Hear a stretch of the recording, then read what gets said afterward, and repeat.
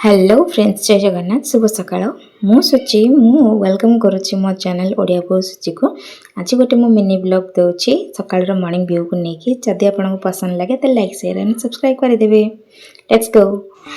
एटा होची आम छात उपर आम साईर व्यूटा।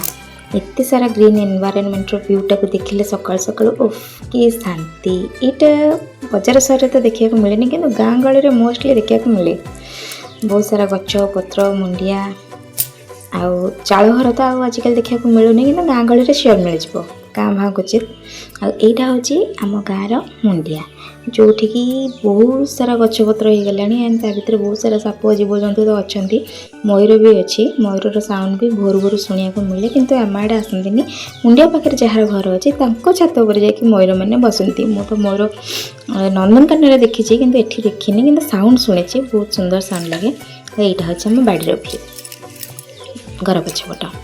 तो वीडियो को जब पसंद लगुच then like share and subscribe करदेवे। जय जगन्नाथ।